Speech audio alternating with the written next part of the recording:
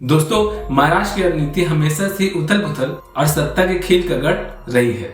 मुख्यमंत्री एकनाथ शिंदे, जिन्होंने शिवसेना को विभाजित करके सत्ता हासिल की है, उनको कई तरह के चैलेंजेस फेस करने होंगे। एकनाथ शिंदे को अपने सरकार, अपने गुट को असली शिवसेना साबित करने के लिए जनता का विश्वास जीतना पड़ेगा।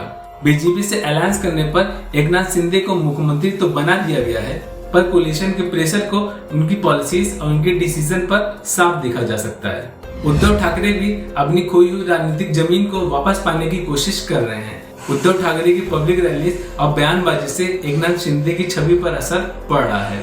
महाराष्ट्र के लोग इकोनॉमिक रिफॉर्म्स, एम्प्लॉयमेंट और बड़े लेवल की इंफ्रास्ट्रक्चर डेवलपमेंट की एक्सपेक्टेशन रखे हुए हैं।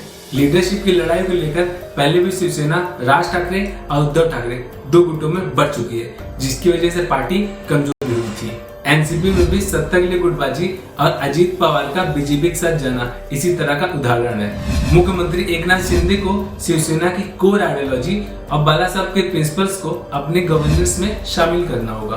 बीजेपी के साथ में गठबंधन में ट्रांसपेरेंसी और ऑटोनॉमी को मेंटेन करना शिंदे के लिए काफी क्रूशियल रहेगा। शहरों और गांव के इलाकों में बेसिक इंफ्रास्ट्रक्चर, एम्प्लॉयमेंट और हेल्थ केयर पर ध्यान देकर पब्लिक ट्रस्ट को जीता जा सकता है। शिवसेना के सभी गुटों को एकजुट कर पार्टी को मजबूत करना है उनका एकमात्र उद्देश्य होना चाहिए। राजनीति में पावर तो टेम्परेरी होती है, पर लोगों के लिए किए गए कार्य स्थायी प्रभाव जरूर छोड़ते हैं।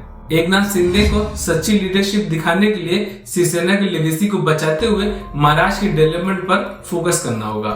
यदि एकनाथ शिंदे पब्लिक वेलफेयर और उनकी डेवलपमेंट को अहमियत देंगे तो न केवल राजनीति में अपनी जगह को मजबूत करेंगे, बल्कि महाराष्ट्र के ब्राइटर फ्यूचर को भी इंश्योर करेंगे।